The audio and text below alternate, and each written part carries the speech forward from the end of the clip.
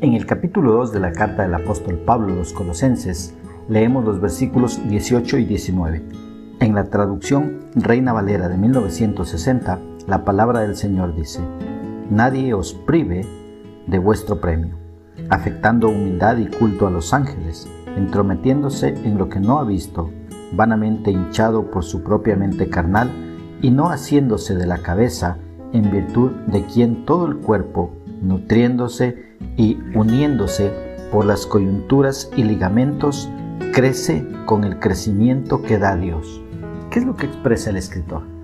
Pablo les exhorta a los cristianos colosenses a no dejarse afectar por el extraño misticismo que les rodea.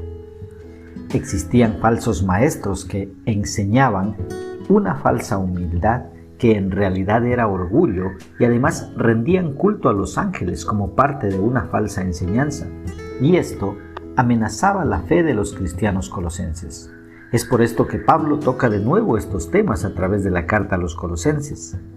El antídoto para estas falsas enseñanzas es entender que Jesús está por encima de los ángeles y solo a Dios es a quien debemos rendirle culto. De estos falsos maestros, Pablo dice, entrometiéndose en lo que no ha visto, vanamente hinchado por su propia mente carnal y no haciéndose de la cabeza. Pablo dice que esta gente inventaba cosas con el fin de sacar provecho personal y no de honrar a Dios. Esto describe la arrogancia espiritual de los falsos maestros y de aquellos que creían en lo que éstos enseñaban. Hay pocas cosas más peligrosas entre los cristianos que el orgullo espiritual y la arrogancia. Cuando estos extraños movimientos místicos surgen en la iglesia, no atraen a todo el cuerpo, sino solo a unos pocos cristianos. En cambio, Jesús, que es la cabeza de la iglesia, quiere que todo el cuerpo crezca junto.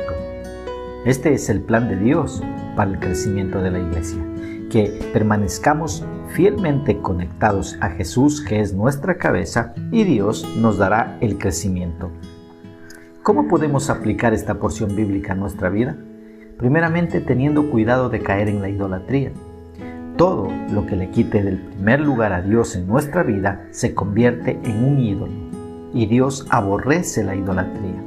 Solo a Él debemos adorarle y no necesitamos ver nada para adorarle, sino solo saber que Él existe y que está muy cerca de nosotros. Adorémosle al Señor en espíritu y en verdad. Una segunda aplicación, dejando de creer la mentira que nos han contado los falsos maestros, de que necesitas rendir culto a los ángeles o a cualquier muñequito de yeso u otro material. Solo Cristo fue a la cruz para pagar la deuda por nuestros pecados. A nadie más debemos rendirle culto. Y una aplicación más sería obedeciendo lo que dice la Biblia. Ella es la palabra de Dios y no nos cuenta fábulas o cuentos inventados como sí lo hacen las religiones. Solo la Biblia es la única autorizada para hablarnos de Dios. Las religiones usan tu ignorancia bíblica para aprovecharse de ti. Solo crea la Biblia. Dios no miente, las religiones sí. Que Dios nos ayude a poner por obra su palabra.